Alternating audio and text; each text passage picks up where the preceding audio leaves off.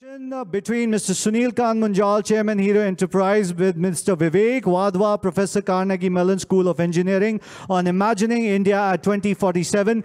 Will technology truly help India leap forward? The session partner, AZB and Partners. Can we have a round of applause for the two gentlemen, please?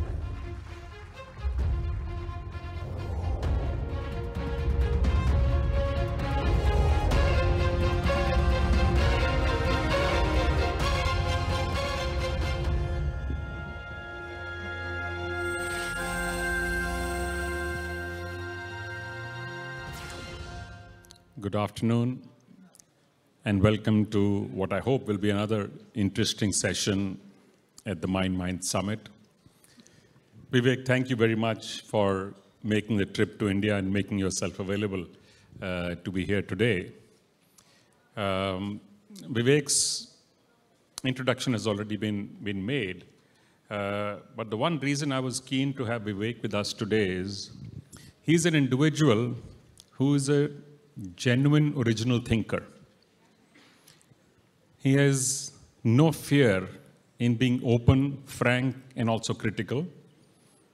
And he has been himself criticized many times for some of the predictions he's made, especially by those who get impacted by those predictions, more specifically companies with commercial interests. And I think that fearlessness makes him even bolder. He has had some off-the-wall ideas. He's had some conventional ideas. He's had some bold ideas. So Vivek, I want you to tell us a little bit. You were brought up in the conventional sense. How have you become an unconventional lateral thinker? Sunil, I actually started my career in computer programming. And I was going the same way IT workers in India do. You know, programming, moving up the hierarchy and so on. And I just had a chance I built some technology which was pretty radical. And I had a chance to become an entrepreneur. Entrepreneurship really threw me into so many different things. So that was fun. And since then, it's been like transformation after transformation after transformation. Academics, I just retired from Carnegie Mellon and Harvard. But I would never imagine when I was young that I would be an academic. I'd never imagined I'd be doing any of the things I'm doing right now. You know, like we were just talking briefly that now I'm talking about curing cancer, launching the next green revolution. I'm talking about reviving the oil industry. And then I want to clean up the Ganges while I'm at it. This is when I'm 65 years of age. And, you know, I should be retiring. Well, as you say, age is only a number. Right. And I want to go to some of the predictions that you made. One was that electric cars will be dirt cheap in India in the very near future. Right. Incidentally, we had Mr. Nitin Gadkari, the Minister for Highways, here yesterday. He would be very happy with this because he's constantly pushing to improve the entire transportation and logistics system. He did give some of the explanation of the areas he's working on, including waterways, etc. Just for your information, and you may already know this, some of the bigger companies in India like Maruti and Honda had said for them, the way to go is hybrids first. Do you believe with that path that they are taking that we will get to full electric vehicles being dirt cheap quickly? So India doesn't need the hybrids. This is for the Western markets where people have a fear of distances. Here, you know, most people only go 10, 15 kilometers, which is nothing. You know, where I live in Silicon Valley, I drive 30, 40, 50 miles one way to some of the things I have to go to. Because, you know, you drive at 70 miles an hour, 75 miles an hour, it takes no time whatsoever. So distance is not a problem here. Therefore, the you know, cars that can go 100 kilometers, that's more than enough for mostly daily use. The batteries for those cars are dirt cheap. I mean, they're dropping, they're going to be cheaper and cheaper. So the answer is no, hybrids do not make sense because you're increasing the cost and you're still relying upon fossil fuels. India doesn't need that. In 2016, you made 6 predictions specifically around technology. Right. The first one was anything that can be digitized will get digitized. So we are now in 2022. Right. How far down the road do you think we've come? everything is digitized. The fact that currency in India has become digitized is the best. The discussion we had yesterday, no one would have expected that you would have beggars now having QR codes, okay? So that prediction is 100%. You also said many of these jobs which are around will just go. Yeah. So that causes both apprehension, nervousness, and fear amongst people, because this is currently one of the biggest challenges, especially in countries like ours. The ability to generate sustainable economic opportunities, to my mind, is the single biggest challenge that we face as a nation. A lot of the development that has taken place so far over the last 10 or 20 years has created wonderful economic growth, has lifted many people out of poverty, but still, there is a very large number of people who do not have sustainable opportunities today. So what do you think is going to happen in countries like India? Yeah. What I've said was that by 2030, America is going to face a jobless future because the robots will take over. Already now you're beginning to see it. You're beginning to see. Yeah, but technology is a wave which is sweeping the entire world. Right. India is not immune I know, to it, as you know. But here's the advantage India has, that it's broken. The cities need to be rebuilt. They're polluted. I mean, India will be generating employment for another 30 years to come, because once the cost of everything drops, then you can start rebuilding it. I mean, Delhi is crumbling. Every city you go to is crumbling. But there's still lots of land. So the good news is that we can now take the people and put them to work in rebuilding infrastructure and building the safety, security, clean environment that this country needs. So India doesn't have to worry about a jobless future for the next 30, 40 years. America does. So that takes me to your third prediction. You had said everything will become so affordable that true prosperity will not even matter. Right. Move forward 5 years or so. We're going to be 3D printing meat. Okay, right now, if you go to Singapore, you can buy synthetic chicken, which didn't take any animals. It's commonly available. In America, all across the country now, Burger King, you can buy Impossible burgers. Right. So the cost is dropping exponentially. Move forward 5 years, we'll be having debates about whether Indians eat 3D printed beef or not. Why? Because there was no cow slaughter to do it. All you did was took the genome of a cow and replicated its protein structure, and it'll be affordable. So move forward another 5 years, and the cost becomes much cheaper than anything, and food becomes cheap. We'll have vertical farms all over India, competing with the farmers, and we're going to be generating more and more food from that. The cost of food drops. We'll be 3D printing buildings. The cost of buildings drops. So over the next 5, 10, 15 years, you're going to find that things become affordable. And this is going to benefit India in a big way. Yeah, so there's a commercial company in China already providing 3D printed buildings now. So they come and you place an order, they'll come and custom build your home for you. Right. And it's up in days. Actually, I saw a hospital that put up I forget now, 2 weeks or 12 days or something, complete hospital with 9 floors and fully equipped.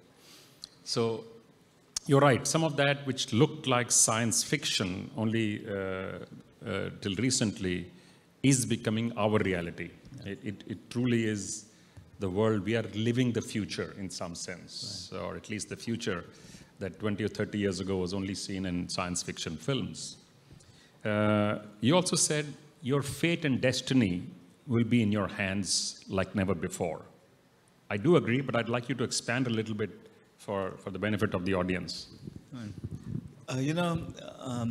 When I was young, my parents, they were, I never lived in India, but they were, from Delhi and from Pakistan and so on. They used to tell me that, look, you need to be a doctor or an engineer. If everything else fails, you become a businessman. Those are the 3 choices I have. Look at today's generation. I've met a bunch of children. I asked them what they want to do. They're talking about everything under the sun. And no one wants to be an engineer or a doctor. They're talking about doing everything they want to do. So the next generation has opportunities that we couldn't have imagined. That our generation could not have imagined that you could do anything but work for the government or work for big companies. That is happening more and more and more. And all the work you're doing in entrepreneurship, it's to enable these people to think big and to solve grand problems. You've been writing about women in technology for about 10 or 12 years now. What is your change you see from when you started writing and now? Sadly, Silicon Valley has regressed. It's a boys' club. The boys are keeping the women out, and it's pathetic. Now, from an Indian perspective, there are more women in tech here than there are in the United States. Women are still left out. For example, this conference, I hate to be critical, but there should have been more women. There should have been at least one woman on every panel. We should have had this rule. Yep. Next year. So we actually do, I should tell you. I just got in a day before this from overseas, and looking at this, I was a little bit upset myself, because as almost as a rule, the way these are run is it's a very diverse group on every subject.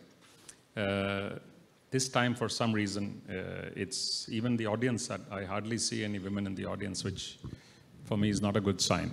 So these are the things we need to fix. Yep. Because women are as competent as men are, more so in some fields. And they can really, double the innovation. I mentioned this yesterday, that I think they're the much smarter half, by the way. Not in some areas. They're smarter in most areas. We see this in schools and colleges and in roles that they play. The toppers in India every year of all of the pass-out exams are girls. I was at the convocation of our medical college a while ago, and when you gave away the prizes, and the top prizes, 80% are women. Yeah. And I sit on the board of SRCC, which is India's leading commerce college. When my daughter went there, they had then said, we want to make a small hostel for women, because women are now, girls are studying commerce and economics. Now, last year or the year before last, the principal says, I have a problem. I have a small girls' hostel, but the bulk of the numbers getting in are females. So I said, why don't you just switch? Give the girls' hostel to boys and give the boys' hostel to girls, because that's the way the ratio has changed. Good. And continues to, by the way. And this is true in many professional fields as well. India is way ahead of the United States. United States, I'm depressed at. Silicon Valley, it's depressing how bad the situation is for women. At one time, we had the largest number of female CEOs of commercial banks in the world. Yes. In India. And that's not too far back, as you know. Some of them have retired or left and changed now. There's another interesting prediction you made, that abundance will be a bigger problem than poverty. Please expand. Well, look at the way we're eating. India, 20, 30 years ago, you couldn't get many types of Western foods. Now people are pigging out like never before, right? So for the middle class and upper class, there's an abundance of food. And look at the negative effects of it. Indians are getting bigger, they're getting fatter, they're getting sick. There's more cancer, it's increasing. These are the side effects that happen. So as we have too much, we're going to be wasting more, we're going to be destroying the environment more. That's something I worry about. So we have sadly become the capital in the world for diabetes, cardiac disease, and also cancer. And within the country, we have a few pockets which are particularly bad. One of them is in Rajasthan, one is in Punjab. So there are 2 or 3 pockets. One is in Bihar, which have a concentration. As you know, there is a linkage between these as well. And I know you've been thinking a lot about cancer since, especially since you lost your wife lately. And tell us a little bit about your views on how this can actually be addressed, because this is partially a lifestyle, but it's spreading like wildfire. Yeah. Well, first of all, how do you prevent cancer and live a healthy lifestyle? That go back to basics, eat natural foods and so on and so on. What I'm working on right now is curing cancer.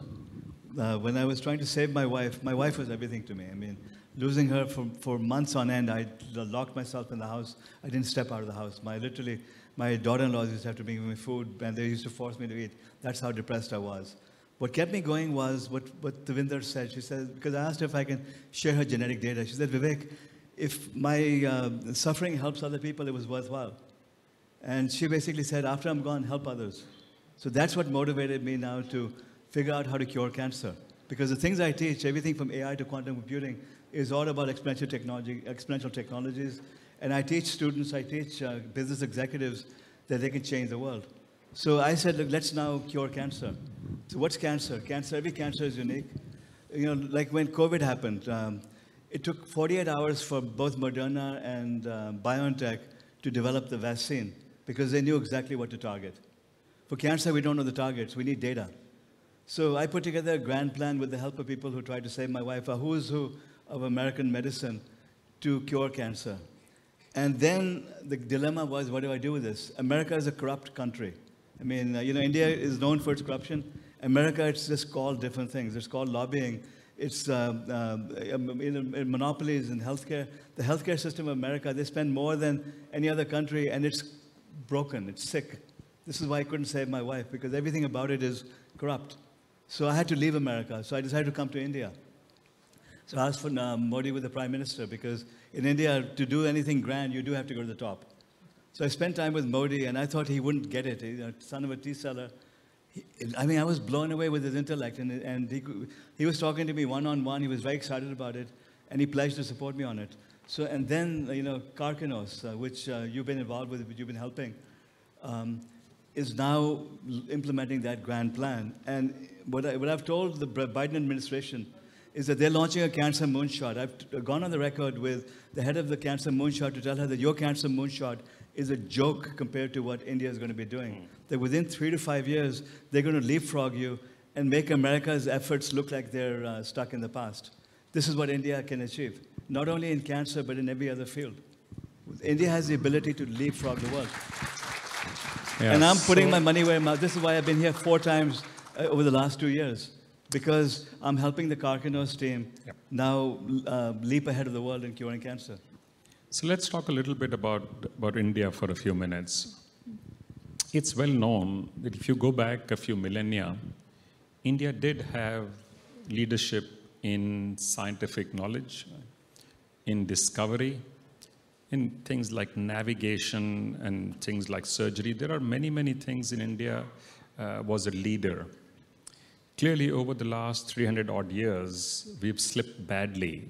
Even if you look at recorded history, at the end of the Mughal period, we were 26% of the world economy, a single country.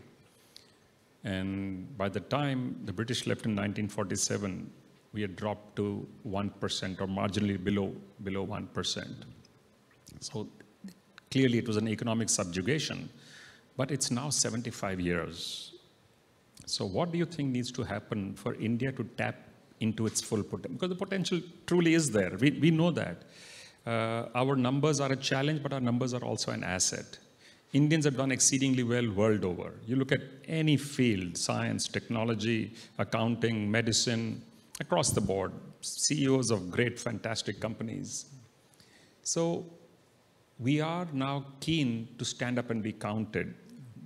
So what do you think are the 2 or 3 or 4 key things that need to happen here to get the right mix and turn that switch for India's growth to become almost self-perpetuated? Because that's the mode we need to go into. Yeah. You know, what the British did was to destroy India. They destroyed the fabric of its culture, its values. What they did was they divided and conquered. So they got caste to fight caste, religion to fight religion, and regionalism. So you have Gujaratis and Punjabis and everyone hates each other, right? So first of all, India has to get over this divisiveness. And it has to get over this inferiority complex. I mean, the good thing, you know, I met Vajpayee when he was Prime Minister. He came to New York, came to Washington, D.C. in 2000. I had a private meeting with him. He says, Vadwa ji, my Hindi is pretty poor. He said, "Bahut shukriya ke aap aur," let me translate it. You and all of these other CEOs have achieved so much success here because you're showing our people back home that they can succeed. And he said that so far we've had this inferiority complex. This was a private meeting. We've had this inferiority complex. By having the people in India see what Indians abroad are doing, it's causing them to think bigger. So that was his private message to me, you know, thanking me.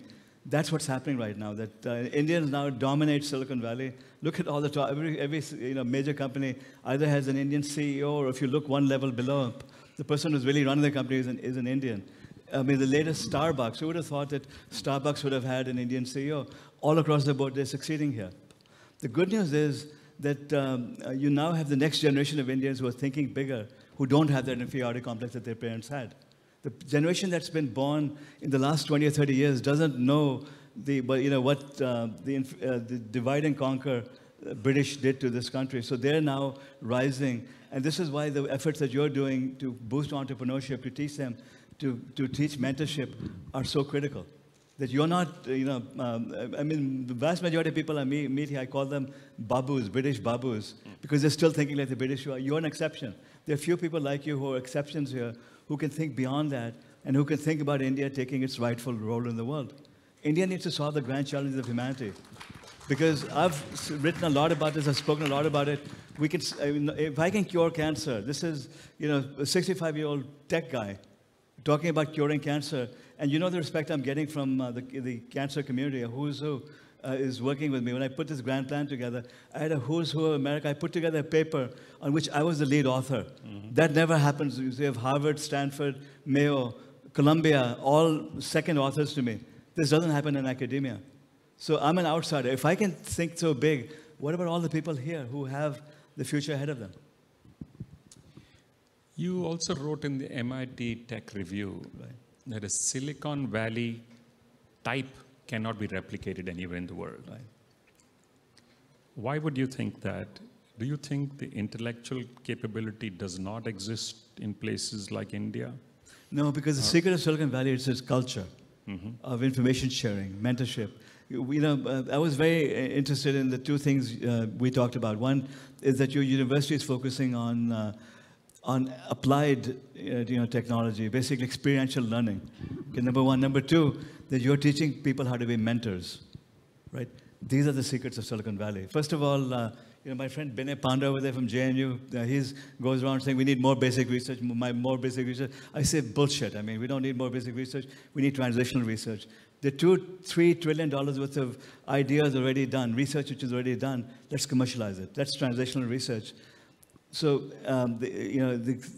I've actually written articles saying we need to copy and steal. I also wrote a piece for India saying stop trying to do basic research, just copy and steal everything you can. Take the ideas and do them better. So what we need to do now is... Which has been done before, as you know, by Japan and Taiwan and Korea. Exactly. Series of India examples. needs to do the same. Don't, be proud of the fact that you're doing things others have done and doing it better. Don't try to invent something new. Copy it and then better it. That should be the philosophy here for the next 10 years. So if you look at things like artificial intelligence, which are becoming increasingly more and more prevalent right now, since you talk digitization, obviously you're going to use the data. So that's the natural next step, is machine learning, artificial intelligence. There is also a concomitant risk attached to these, as you know. The more the spread of technology, which is supremely beneficial, so is the risk. As you create more connectivity, it is seen as one of the biggest global risks today. And they're saying the potential for the next black swan event will come from technology. Yeah. Probably you will see more connected to health, but technology is a very high possibility of creating a massive disaster across the planet and the globe. So how much should we be afraid of this? And what are the possible safety nets? I'm not saying we shouldn't go down that road, because that's not even a choice any longer. What kind of a safety net do you think needs to be developed? Yeah, people call me Dr. Jekyll and Mr. Hyde, because if you follow my Twitter stream, one day I'm talking about saving the world, and next day I'm talking about the evils of Facebook and all of these, Amazon and all of these companies, because I'm terrified about technology. The same technology that can be used for good can be used for evil. I wrote a book called Driving the Driverless Car, which is, the Indian version of that is available. You folks should read it, because it tried to talk about every technology, about what makes possible, and the dark side of those technologies. And the reason why I'm spending so much time in India, I mentor so many Indian entrepreneurs, is because I believe that we have the cultural values to be able to use technology for good. In Silicon Valley, I knew Zuckerberg when he was starting up. Elon Musk and I went out, had drinks together. Now, my last 2 or 3 articles, I've been ripping into Elon. I wrote a piece for Hindustan Times saying why India doesn't need Elon Musk. We should kick him out. We should kick Amazon out. Because these people are doing evil. They don't have the ability to be modest and worry about humanity anymore. So technology is being used for evil by a lot of these companies. So this is why we need people who have the basic core values to use technology in a good way. So can India stop the use of technology for evil? No, it can't. But it can, on the other hand, use technology to uplift humanity and solve big problems. Let me bring the audience into the conversation as well. If anybody has a question, I'll try and get them. I'll get some others. You had many questions in many sessions. Let me try and get some of the others in as well. Yes, please. Can we get a mic here? Is there a roaming mic around somewhere? Yes, sir. Yeah. Thank you. Thank you, Sunilji. It was a lovely session. I wanted to ask Professor Wadhwa. My name is Deepak Vadhavan. I'm a CA. That September 24th is coming nearby. September 24th, 1924 was when penicillin was developed. It's going to be 100 years now. And of course, you're doing great work around NCD. But there is one disease, a type of disease which is prevalent around all societies, including healthy people, and that is autoimmune diseases. Do you think we can ever develop something for autoimmune diseases? Yes, because you have to get to the root cause of these diseases. All right. I mean, it's to do with lifestyle and habits, first of all. You can fix those. You can fix the microbiome. I mean, I've written a lot about the microbiome. That's basically Ayurveda is all about fixing the gut, okay? So first of all, you prevent. The second thing is understanding disease itself. A lot of it comes down to genetics, to your DNA level. It's a data problem. You use machine learning and data, and you start understanding patterns, and we'll start finding solutions for those diseases. Right now, we're focused on the low-hanging fruit, such as cancer, which is a relatively straightforward target. And then we'll start addressing many of the other diseases. Autoimmune is the hardest category, but we'll figure those out as well. In the next 10 to 15 years, we will now be able to solve the problems of most diseases because of the data we have and because of the technologies necessary to be able to understand the patterns that are causing all this. So let me take you back a little bit to India. So India, over the last couple of decades, has done something pretty dramatic, putting out the largest digital identity system in the world, creating a no-cost. It's not really no cost, but it doesn't cost the consumer anything to transfer money, free of cost transfer of money. We've now developed something called an ONDC. I don't know if you're aware of that. I wrote an article about it. Okay, good. For Fortune. Good. So this is an open network which will allow small traders. It will allow India to eat Amazon's lunch. Yeah. Because we're cutting their legs off right from the start. So they can do the same thing on their own. Right. So with these and the India stack and the health stack and the education stack and in all of these being in place, do you think this is enough to catapult India to the next level now to aggressively pursue the next horizon of growth? Or do you think there's more to be done? No, I think in financial services, that's a platform for a lot more to come. You're going to have innovation like never before built on these platforms because these platforms are world leading. I mean, Indians don't seem to realize what they have over here. This is why I wrote 4 articles in a row about India, which I've never done before, talking about how India is about to leapfrog the world in these platforms. So Aadhaar laid the foundation for all of this, and then the banking system, and then the digital currencies, UPI, and now on top of that you've got ONDC. You'll have other layers on top of that. They are also doing the same thing with health. So with Karkinos, they basically are implementing a digital platform also built on top of the health stacks that the Indian government has. So there'll be many more, and these platforms are what you end up building new technologies on. So they're basically giving India the ability to leap forward. Another 5 or 10 years before you see, another round of $100 or $200 billion companies built on top of this, but it'll come. So would you take a guess at which are the areas in which India would, not could, India will take leadership positions?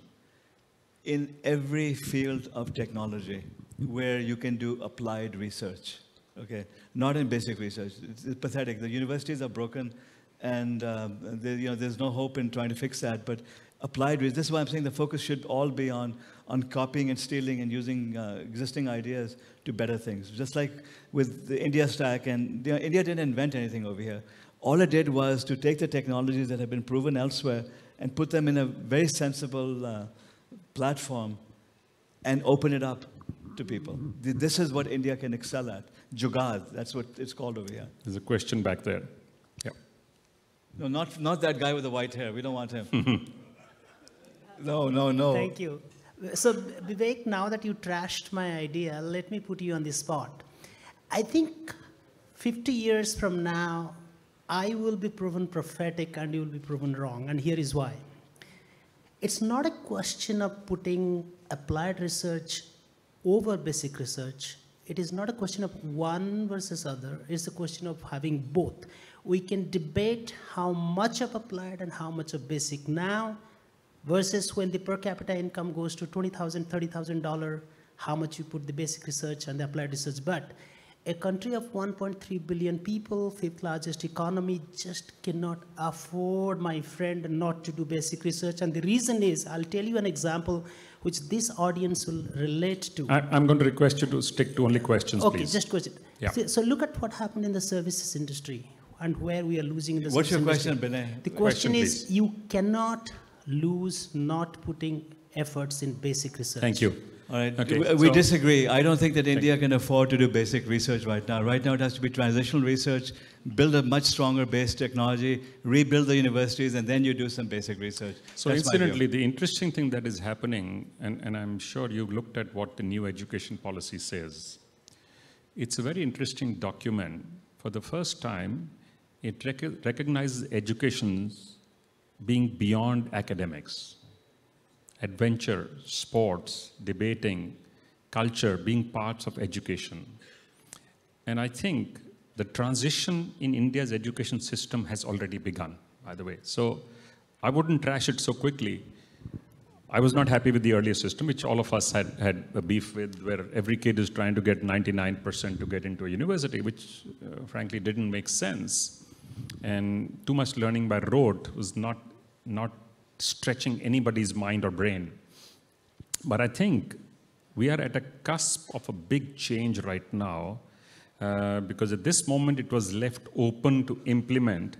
I believe sooner rather than later, this will become a compulsion. The admission test to universities has already been standardized across the country. It's only step one. The next one will be where each one of the institutions, including high schools, switch to the new methods of accepting flexi credits, flexi time, vocational skills as being part of education. I'm actually very hopeful with the shift that has begun. I just hope we can do it quickly. You know, I was very surprised when you told me that you could have a university like what you've launched here and have it accredited. Because what I would have thought was that the old British establishment would squash you and not let you do it. But the fact that you can do something innovative like that is a good sign. You need 1,000 more of those. You need to start replacing all of these colleges and universities all over the place and replicate that model where it's experiential and where you're not admitting people based on their test scores, but you're interviewing them. You're looking for true capability. So all the things you're doing, the problem here is that you're too modest. I mean, in America, these billionaires take credit for philanthropy. It's not philanthropy. They make big announcements and the money never gets anywhere.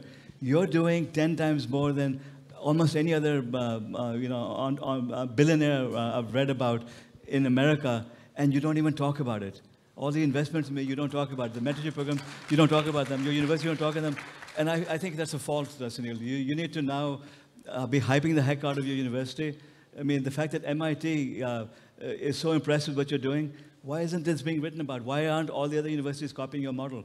So we can disagree about this, but I think you have to promote this a lot more aggressively and be a model for philanthropists and for educators. So, yes, Nikhil, can we get a mic here? Thank you. For starters, Vivek, I think you could write about it. I think that'll be doing a good job. My question is, you've been trashing the university education system since yesterday, and I've been doing it for 15 years. And it has a lot of, no, I've heard you since yesterday, and it has a lot of depth to it. I'm sure a lot of reasoning also. So what do you think would be the top 2 or 3 things where the education system needs to change in addition to experiential learning, both at the school and the university level, because that's where the change is really required. We have the mind, we have the genetics, but your suggestions would certainly help us imbibe. The entire system is based on rote and memorization. It's studying for exams. Okay, it's all so much pressure to get into a university and then to achieve this level of marks, so on and so on, because the admission the criteria for getting a job. This is why I was challenging the CEO of IBM to state publicly that they don't require degrees. It's not that I don't believe in degrees. I'm a strong proponent of bachelor's degrees at the least. But the fact that if you have companies like IBM saying that we don't even require degrees, that will change the mindset. So, and again, the stuff Sunil is doing, I've been blown away with what I've learned, but I never read about it anyway. He never talks about it. This needs to be a model of having flexible choices, of allowing students to pick and choose what they want to study, how they study it, and then getting involved in building things rather than just memorizing things, not being dependent on exams and grades and so on. This is the flaw of the system here. Good afternoon, respected sir, if I could ask a question. My question is directed to Professor Wadhwa, but sir, I would love your opinion as well, Munjal sir. So I'm a bachelor's student at Sri Ram College of Commerce, and even yesterday I was inspired by your talk about the education system, and as a student, I totally agree with it. But I aspire to be a researcher one day, I aspire to be an academician. How can I change this broken system, and what advice would you have for me? Oh boy, I have no idea. Can we take 2 or 3 together and see if we can club them? Yes, the young lady there. Sunil has to answer that question because I don't know how to fix India. He's doing more of it than anyone else can do. So, hi, my name is Nicole. So, I am attempting to build a super app for women. And the question the doubts I get the most is, it's impossible to do it. Like, you're just a kid on the block. So what are your, is it because I'm young or is it because I'm a girl that I get these views a lot? So it's because the people you're speaking to are a bunch of idiots, okay? What you need to do is to get together with some women and test it and trial it. You keep iterating until you have something that people really, really like. And then find ways of reaching larger audiences. By the time you're done, if you're successful, the VCs are going to be coming to you and they're going to be begging you to take their money. No one's going to fund you right now because you're a woman and because you're young and because they don't believe that doing anything for women. Lots of problems there. Just succeed. Bootstrap it. Sunil has a mentorship program. Ask him to include you in the mentorship program. He cares about the cause of women as much as I do. And the fact that you're women will be a big plus with someone like him. Whereas if you go to the venture capitalists, they'll write you off immediately because you're a woman. That's just the way it goes. I do get that a lot. Yeah. So in a session a little bit earlier, there was a gentleman, I don't know if you were there in that session, called Ritesh Agarwal of Oyo. He started when he was 19. Most people just kind of laughed him off. He's become the 2nd or 3rd largest hotel operator in the world without owning a single room now. Yeah. And he's not yet 30. Ritesh came to me when he was 19 in Silicon Valley, and I spent some time with him. It was the same sort of problem you had. There you have an Indian young kid, and he doesn't, look like the stereotype of Indians who've succeeded over there, and they wouldn't take him seriously. He was talking about building something completely different, but he just kept persevering. I told him, just do it. Fail, just do it. He kept iterating until he got it right. That's what it takes to be an entrepreneur. Let people, the more people say it won't work, the better off, the more motivation it should provide you. But what you have to do is you have to work with other people, keep building, keep testing, and build something that other women really, really want. Super app for women, get 100 women to try it for you. And if they'll tell you what's right, what's wrong with it. And if there's something they say, oh, we love this, now you're onto something. So we have a minute to go. Would you like to take a shot at making some new predictions today, like you did in 2016? My predictions are that India will build $100 billion medical industry because of what Karkinos is doing. That we will have other entrepreneurs building world-changing technologies, which are going to be a model for the rest of the world. A lot of the technologies that, such as what we've talked about, ONDC and UPI, are going to start spreading all over the world. India's electric vehicles, will become dominant in the developing world, not necessarily in America, which wants higher, ranges and so on, but the rest of the world is a much bigger place. So there's a lot of innovation going to come from India. We're talking about hundreds of thousands of startups every year, and you're going to see an innovation boom happening here like nowhere else in the world. Ladies and gentlemen, Vivek Wadhwa. Thank you. Thank you. Thank you, sir. We have an audience question, and it will go to polling. Once again, can we please have the question?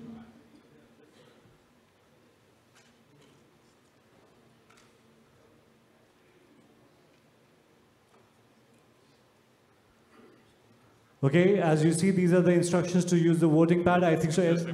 Everybody's pretty much a professional at this, so we can move on with the question. India can become a developed nation well before 2047 if the full potential of technology is unleashed. So A for agree, B for disagree, and C for can't say. Okay, it's unanimous. We've got 100%. This is the first ever. So can we have a bigger round of applause for this? Now I would request Sunil sir to kindly present a memento to sir. And of course, we have another special gift from Mr. Wadhwa to you, sir. So even I would request that.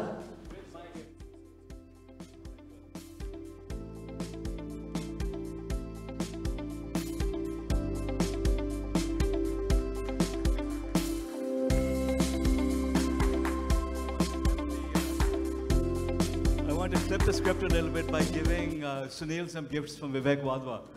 This is Driving the Driverless Car, which all of you should read about the basics of technologies. And this is how to build billion-dollar companies and trillion-dollar industries, the secrets of Silicon Valley. Thank you. All right. A big thank you to both the gentlemen. Thank you, sir. Thank you. Once again, a huge round.